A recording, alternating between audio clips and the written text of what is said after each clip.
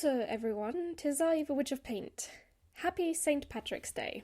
Also, Falter is about one of a few random words that I know in Irish, so please don't come at me for mispronouncing it. I know it means welcome, at the very least, but please, I'm not Irish. Well, it's probably obvious what I'm going to be painting today. Something themed around St. Patrick's Day. This is going to be a sort of special painting. I've made it my task for this to make it using only green art supplies. On that day, I thought it would be a nice challenge. Well, actually, it wasn't all green art supplies because I did use my black ink to ink the painting. I unfortunately don't have green waterproof ink yet, so that's why I ended up using that. But all the other stuff is going to be green. Everything else is just gonna be completely green because green is the colour of St. Patrick's Day. I decided to put a leprechaun sitting on top of a cauldron full of gold coins on the left-hand side, and then after a moment of contemplation, I settled for snakes on the ground, slithering away, as well as a snake on top of a branch and then one on his boot for some reason. I don't know what I was doing. Why, though? Well, St. Patrick is famously known for being the reason why there are no snakes in Ireland, so I thought it would fit. One thing that will take up most of my time with this painting is the clover leaves. I gave most of them 4 leaves. I'm not sure if that's entirely accurate to that, because technically the shamrock is the symbol, but that's for 3 leaves because, as legend goes, St. Patrick used the shamrock to explain the Trinity to people. Because God is like a shamrock. He has 3 leaves, I guess. I don't know how he used to explain it to people. But because the 4-leaved clovers are supposed to bring you luck, I thought that would also fit. I do, sneak in a couple of shamrocks with only 3 leaves, just so that these things don't, get lost or something. Anyways, as I've said, I will be using green only, except for the line art. But that's a different story entirely, I would say. For painting this, I will start out with 2 greens from my Winsor Newton Sketches palette. I do mix in other colours throughout the whole painting process too, in order to get more shades of green, so a little bit more on the yellowish side, a little bit more on the blue side, a little bit, on the brown side, I guess. So the main colours used in all these mixes are Viridian Hue and Sap Green, and what I'm going to be mixing into them, depending on what I wanted, was going to be Lemon Yellow, Cadmium Yellow Hue, Alizarin Crimson, Ultramarine, Cerulean Blue Hue, or Burnt Sienna. I just go by feeling when it comes to this. Honestly, I don't remember exactly all the colours that I was using. It's been a while since I've actually painted this, because I was trying to work ahead a little bit so that I could have a fun little birthday. Which I did. I did have a nice birthday, for the most part, which is very nice. But anyways, while I suffer through painting a bunch of clover leaves, when really there's easier ways to do this, let's talk about the person St. Patrick's Day is all about. St. Martin. No joking, of course we're going to talk about St. Patrick. First of all, St. Patrick is not Irish. I know that's a bit of a shock. He was a 5th century Romano-British Christian missionary and bishop, actually. So he comes from the region of Britannia, but people are not sure where exactly he's from. There's different theories about where he came from, but we don't exactly know.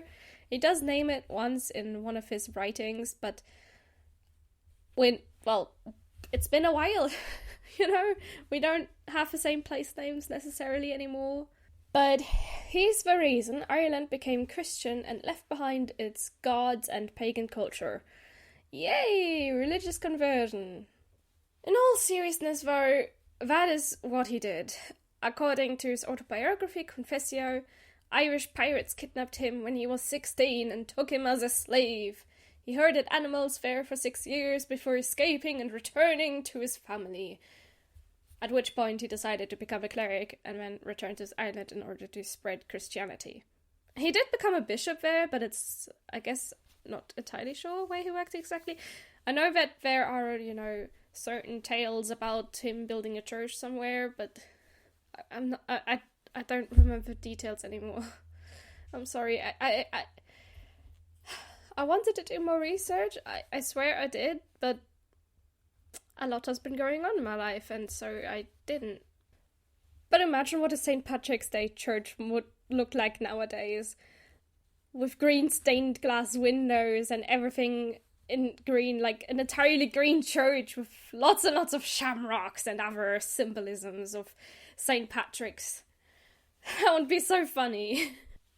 Anyways, let's dive into detail about his, life. Only 2 works have survived that are accepted to have been written by him. Both were in Latin, carrying the Latin names Confessio and Epistola. The Confessio, as I stated before, is kind of like a biography of his. However, he unfortunately gave, no date as to the year or anything, so it's unclear when exactly he lived or where he was born. He himself mentions Benevum Taburniae. I'm sorry, I don't know Latin. I tried. He mentions that as his birthplace, but, well, it's been a good 1500 years. We don't know what all the places were called back then exactly, so where he was born is up to our best guess. I've read through the stuff on Wikipedia, and there were a lot of different suggestions about places in England, or Scotland, or Wales. At least it's, contained within the island, right? This is one of those times where looking into the past with magic would be useful, but, well, that is impossible for multiple reasons. As for when he lived, it is agreed it was somewhere in the 5th century at the end of Roman rule in Britain, based on some things that he said, and I guess they probably also dated the paper, maybe. I don't exactly know that, though. Don't take my word on that. According to him, getting kidnapped by Irish pirates and being held captive by them for 6 years was absolutely crucial to his spiritual development. For in his youth, he says, he had not been a true believer, but once he was away from home, that was all he had to hold on to, in a way, I guess. And then after 6 years, a voice told him that he would soon get to go home, and a ship was waiting for him.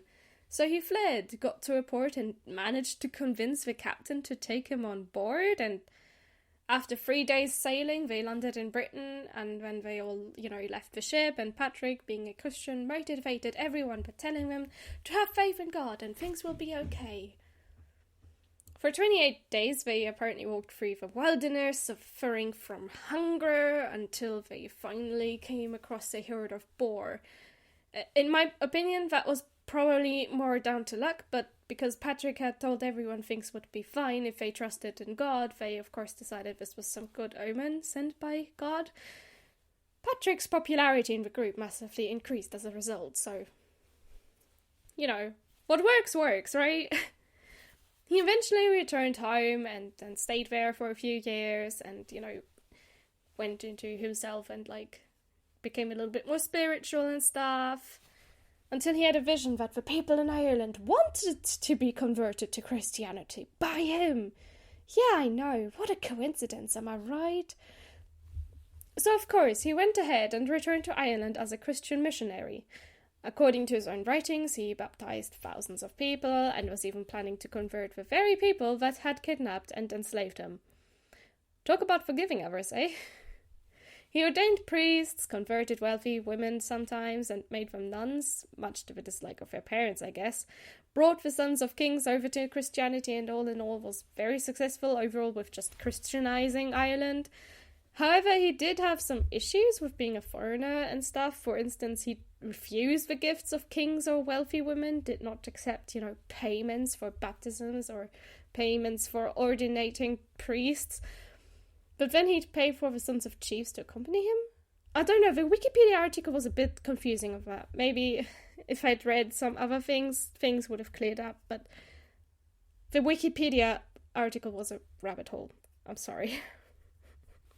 As a result of this anyway, he was in a way an outsider to most places in Ireland, obviously, and legally he was not with any protection.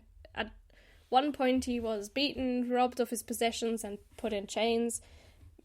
The Wikipedia article suggested it might have been for execution, but who knows? Patrick isn't great with giving details about a lot of these things, apparently. Though the Wikipedia article did manage that the Druids made a prophecy about him. Across the sea will come at the head, crazed in the head, his cloak with hole for the head, his stick bent in the head. He will chant impieties from a table in front of his house. All his people will answer, so be it, so be it. So, all in all, I guess he wasn't overly popular with the people there, I don't know if I would like a guy coming in and just trying to convert me to his religion. That's, a little bit icky. The real thing I'm wondering about is this. Where does the snake thing come from?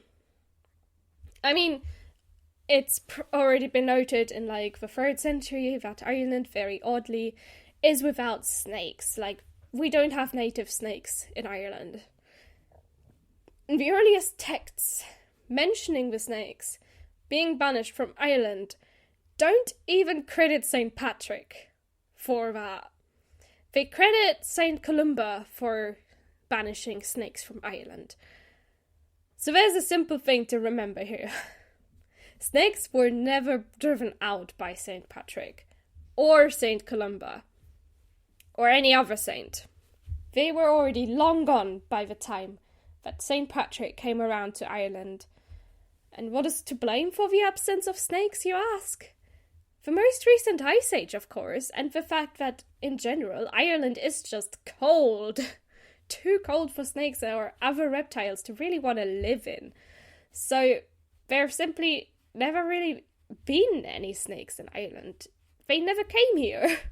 There was absolutely nothing there for St. Patrick to banish, unless it was someone's house snake or something. I don't know what people had back then as pets. Probably did have a couple of people with pets, snakes. But anyways, I'm sorry to burst your bubble like this, but St. Patrick was, quite frankly, just a very successful missionary. But hey, if you want to believe in many legends about St. Patrick, I won't stop you. There's a lot of fun stuff about him, and I could read the Wikipedia article about him for ages and ages and ages. Kind of makes me want to get a book on him. Should probably do that. St. Patrick's Day is celebrated every year on the 17th of March, which happens to be a Sunday today.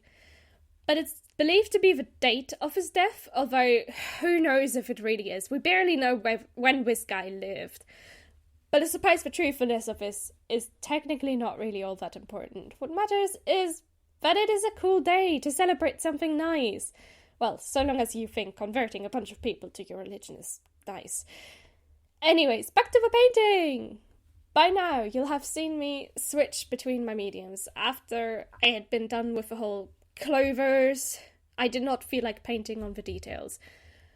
I felt like a little bit of switch in mediums, so instead, I took out all the green Arteza colouring pencils that I own. With some more time and effort, and a lot of frustration, I gave the shamrocks and four-leaved clovers some shading, shape, and all that fun stuff, made them really look like something that was worth, having there. I tried and kind of failed to make the leaves of a tree stand out from the rest of the painting, even though I used some more different shades of green, at one point using my gouache paints to get some pastel tones in them as well. But in my opinion, they still blend in too much with the rest of the background, which is a shame. Oh well, I guess I just have to live with that. A final step in my painting process was to use my iridescent green from my metallic watercolour palette to cover up the not-so-great hand of the leprechaun, give the snake some glowy eyes, and make the gold coins shiny! Also, take that AI. I can cover up my messed up hands. You can't. And just like that, the painting for St. Patrick's Day is done. I can sign it, I can take off the tape, and we can take a look at the final result together.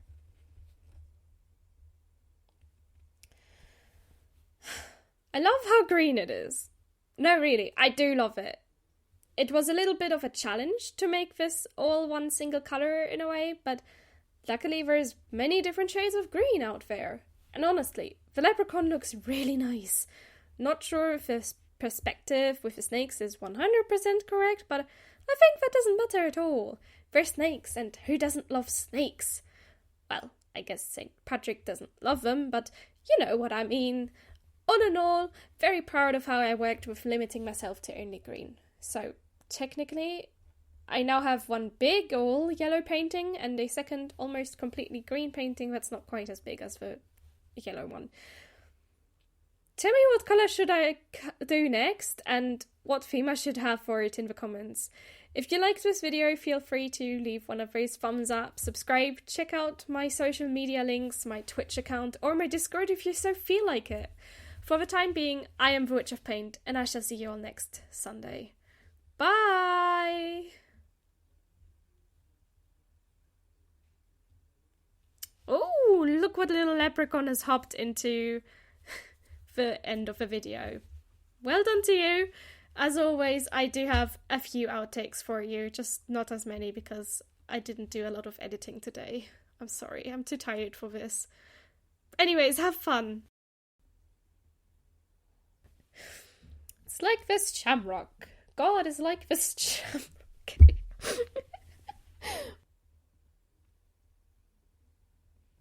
Let's talk about the person St. Patrick's Day is all about. St. Martin. No, joking, of course. We're going to be talking about St. Patrick.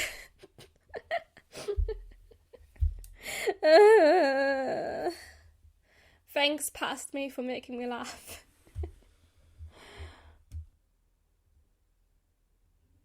In all seriousness, seriousness.